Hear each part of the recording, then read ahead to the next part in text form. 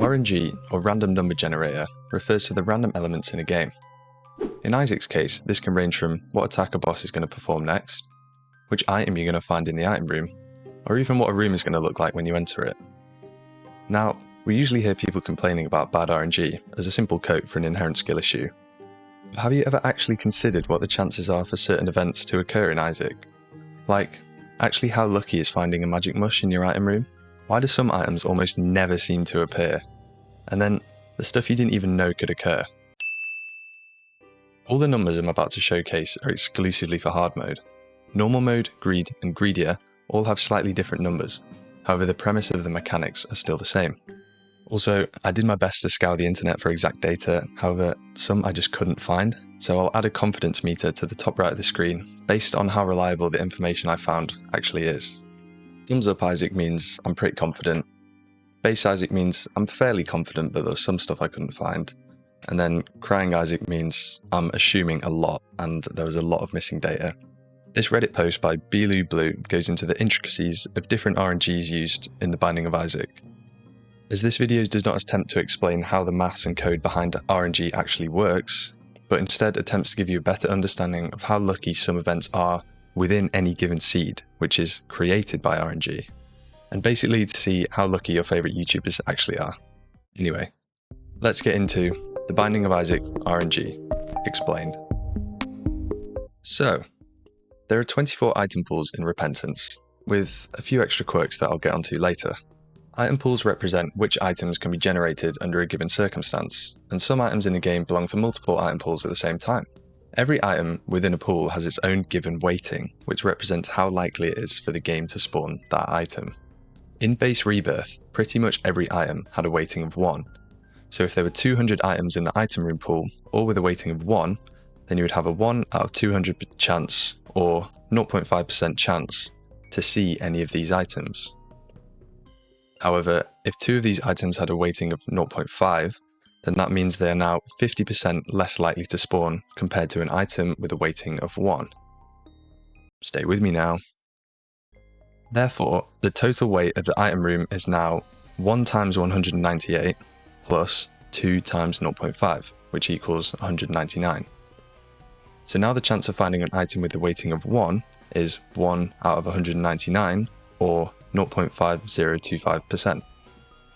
And an item with a weighting of 0.5 is 0.5 out of 199, or 0.2513%.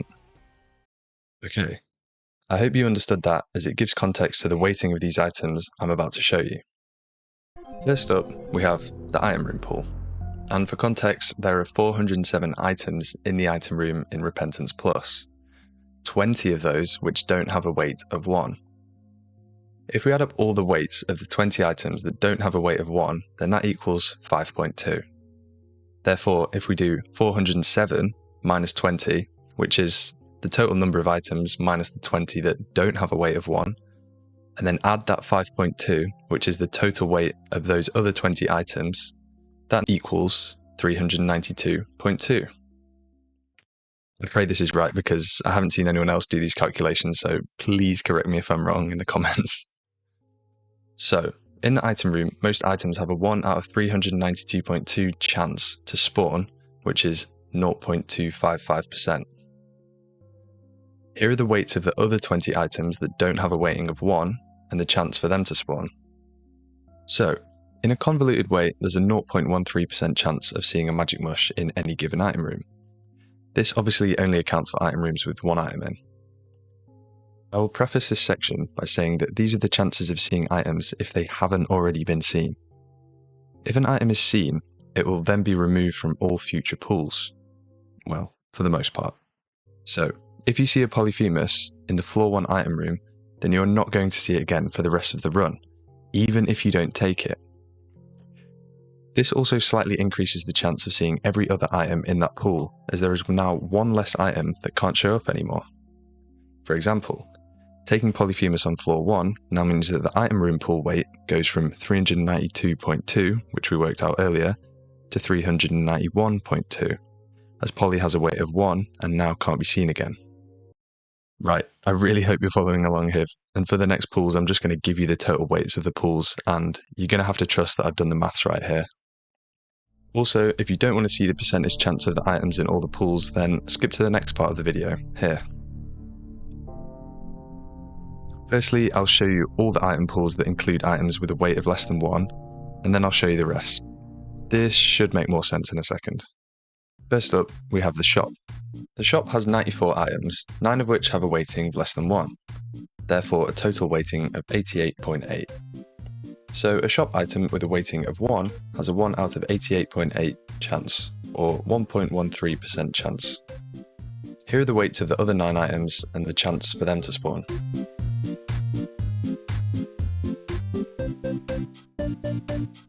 Okay, I think you're getting the idea now, so I'm going to put up more tables with the chance of any items in that pool with a weight of 1 at the top of the table, and then any other items with weights less than 1 below it. I'll put them up on the screen for around 5 seconds each, so feel free to pause the video if you want a closer look at the spawn rates.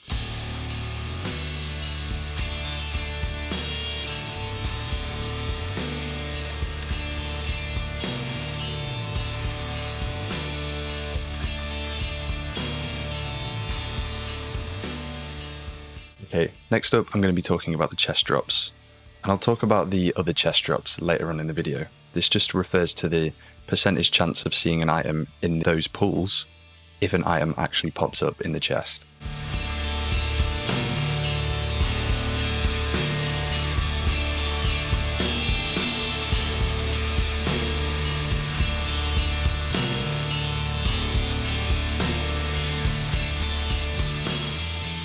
Realistically, has anyone ever actually got this guide to pay out?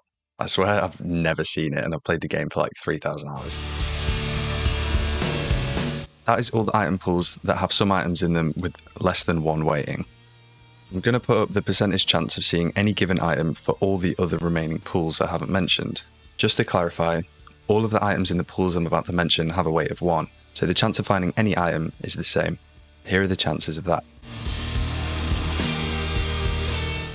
Okay, so now you know the chance of every item spawning in any given pool based on their weighting.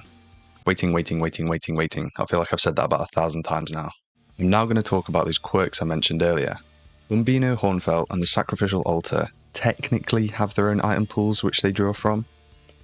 However, I couldn't find anything on item weights within these pools, so we're just going to assume they're all the same. If that's the case, then if you get Bumbino to pay out, you have a 1 in 12 chance, or 8.33%, to see any of these items. If you can kill Hornfeld before he escapes, you have a 1 in 5 chance, or 20% chance to see any of these items. I will note, Hornfeld can also just drop 3 bombs, but I couldn't find the chance of him dropping an item anywhere. So let's just assume it's 50-50. Sacrificial Altar has 38 items, so a 1 in 38 chance, or 2.63% chance to see any of these items.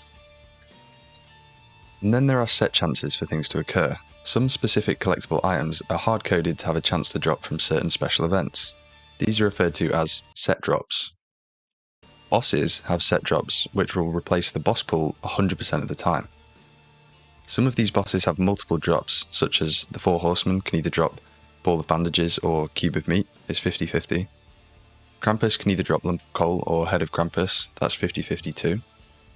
Steven can either drop Little Steven or Steven. I think it's a 20% chance to see Steven and 80% chance for Little Steven, but that could be wrong. All of the set drops from bosses are listed here. Now, mini bosses are slightly different, as they only have a chance to drop their respective item. What is that chance, you may ask? Well, I actually have no idea. I tried so hard to find this out, but I couldn't find it anywhere. The only one I could find is that killing Florian last, in the Ultra Pride fight, has a 25% chance to spawn the Eternal D6. I would assume the drop rates for the others are around 25% too, but if anyone can actually confirm this, that would be great. 9.5 minutes, and we're finally moving on to part 2. Machines. Have you ever wondered how the machines work in the Binding of Isaac? Well, I'm about to explain them to you, so don't you worry. Slot machines have a 2% chance to self-destruct after every play, and here is a table of potential payouts. What we should be focusing on here is row 3, as, well, you should be playing on hard mode for a start, and you usually don't start with Lucky Foot unless you cane. The notable thing here is there is a 0.23% chance to spawn the dollar each play of the donation machine. Now, there is also RNG involved when you manually destroy the slot machine with a bomb, but the drops are littered with conditional chances, so I'm just going to link you the page, and if you want to read that for yourself, then go ahead. Otherwise this video would be 2 hours long. Fortune machines have different chances to blow up depending on game difficulty, and if the player has a Lucky Foot or not, but here are the chances of different things occurring. Again, focusing on row 3. There's a 0.47% chance for Crystal Ball to drop here. Blood donation machines pay out with one type of coin every time. However, the chance of them paying out with an item isn't documented anywhere. This guy on Reddit did a few trials and believes it's around 5% to pay out with either the blood bag or IV bag per play, so I believe him. Mum's dressing table, if destroyed with an explosive, pays out with 1 to 4 pills. But did you know there's a 1% chance to spawn a Mum item? I've literally never seen this in my life. You can't get Mum's knife from this, but there are still some decent items in there. Did anyone actually know this? The end game is pretty simple actually, it's just a flat 25% chance to pay out each play. A fun fact is that if you've ever managed to get this to pay out 3 times in a row, that's a 0.016% chance to happen. So go and buy a lottery ticket. So confessionals have a 25% chance to pay out each hit, and if they do pay out, then these are the things that can occur. However, it is noted that the percentage chance for "you've been blessed" message or the chance to remove a broken heart are not posted anywhere. There's no data on how many coins restock machines need before they activate, but it's usually between 1 and 5. However, after the 4th reroll, it's then a 50-50 chance where the machine breaks on payout. The donation machine just has a flat 5% chance to jam for every coin donated to it. When talking about pickups, this is the probability of each variant a pickup can be, if it is going to spawn after a room clear. For the pickups, I'm going to put up a few images at a time and then talk over them. First we have the chances of different hearts and coins spawning. A weird thing here is that half soul hearts are actually 3 times less likely to spawn than full soul hearts. Bone hearts are the rarest, and if anyone's ever seen a scared heart before, then you know how rare they are too. Looking at the pennies, you may notice double pennies have a 0% chance, as they need Humbling Bundle to spawn in. Also, lucky pennies basically being at 1% means every 100 pennies you pick up should be at least 1 lucky penny, but I feel like it's usually more than that. I don't know, maybe that's just me. It also feels like sticky nickels are a lot more probable than 0.25%. Okay, now here are the bomb and key probabilities. Comparing the two, you're actually 2 times more likely to get a golden key than a golden bomb, which I never knew. Also, you can get double bombs without Humbling Bundle, but not double keys. Okay, now, batteries, pills, and tarot cards. 0.01% chance to see a golden horse pill. Has anyone ever actually seen one of these? Because I feel like I barely even see normal gold pills, let alone a golden horse pill. Key and wildcard being the lowest percentage chance to spawn makes sense though, although I never realised wildcard was that rare. Now, sacks. So the drop probability of sacks isn't listed anywhere, but normal sacks will drop from 1 to 4 random pickups, not including hearts, pills, or chests. They also have increased chance to drop little batteries, whatever that chance actually is. Black sacks have a 1% chance to spawn instead of normal sacks, and spawn 2 to 3 pills, black hearts, bone hearts, and or bombs on pickup. Right, now we're done with the pickup odds, let's see what's really inside all of these chests. We all love a chest, but what are the actual spawn rates for certain pickups inside them? And why does it always seem like I get a locked chest from my normal chest? Here are the normal chest spawn rates, and an additional table to show the pickup rate. So getting a chest from a chest is only 2%, even though it feels a lot bigger. Also, if you wanted to know what Mum's key actually does to chests, it simply just doubles the pickups. If you remember earlier in the video, I mentioned that golden chests only have a chance to spawn an item. Well, here are those chances. A 20% chance for an item, that's actually higher than I thought. So technically every 1 in 5 golden chests you open should have an item in.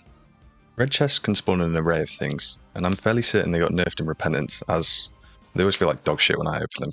Anyway, here are the different odds of things you can get. Obviously, you can't teleport to an angel/devil deal when you're already in it, so the chances are slightly different when opening red chests in a devil or angel room compared to, let's say, a curse room. Mimic, Haunted, and Spike chests are the same as normal chests. Bomb chests are the same as golden chests as well. Eternal chests are also the same as golden chests too, but they have a 25% chance to open with nothing in them. They are, however, guaranteed to pay out at least once before they pay out with nothing. Mega chests have a 1% chance to replace any golden chest and contain either 2 treasure room items or pickups equivalent of 5 locked chests. The chances of these occurring are unknown, but again I would assume 50-50. Here are the drop rates for old chests and wooden chests. Okay, so that's all the chests ticked off. Let's get on to the rocks. Yay, rocks, my favourite! First of all, I'm not even going to attempt to explain crawl space generation, as the information is scarce and from 2016. I'm also pretty sure crawl space has got an update in Repentance to change how they generate, but there's no information explaining how. So there's also no data anywhere on the internet about the chances of tinted rocks spawning, nor the chances of their drops when they're actually destroyed. So I can tell you what they drop, but not the chance of it. Obviously there's also a small chance to drop a small rock, and I think this is 1 out of 66, but again I couldn't find any concrete data on that.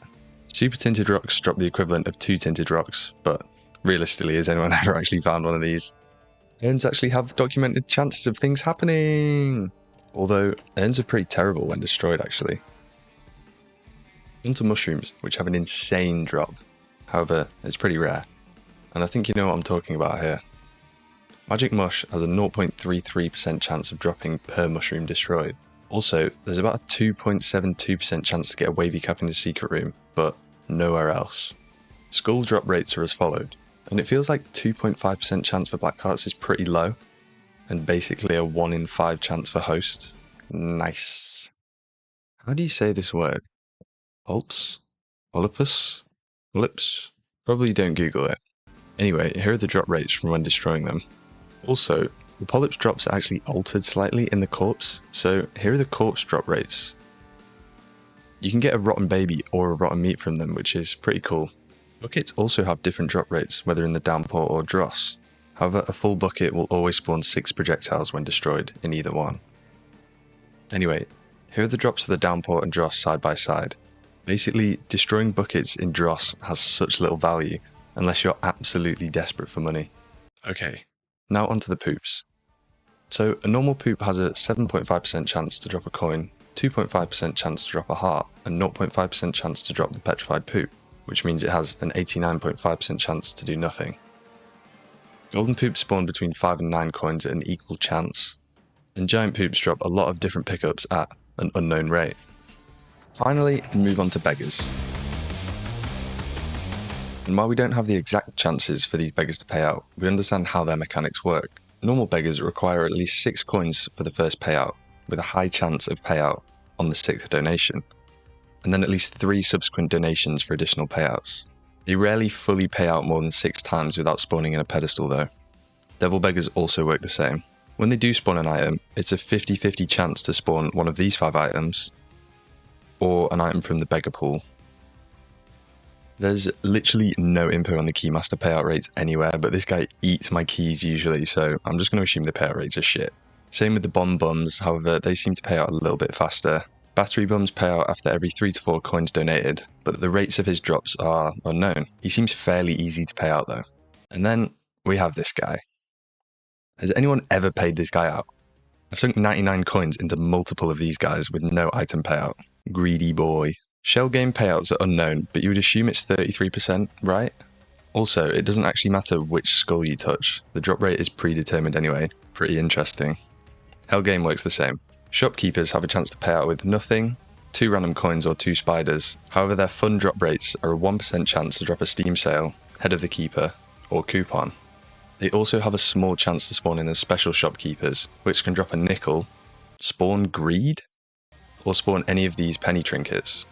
Again, the rates are unknown. The chance of curses actually increases with these parameters, and the fact that it used to be a 50% chance for a curse each floor before repentance. So, hopefully you now have a better understanding of the chances for things to occur in the Binding of Isaac Repentance. So next time you're blaming RNG for your terrible run, you can come back here and see truly how unlucky you've been. It is clear, however, that there is a lot of missing information, So please, if you have any evidence for the data I couldn't find, then post it in the comments. Here's a credit to all of the people who made this video production easier. If you learned something new or just enjoyed the video in any way, then feel free to subscribe, as a lot of effort went into the production of this video. Look at this, bro. Anyway, happy binding.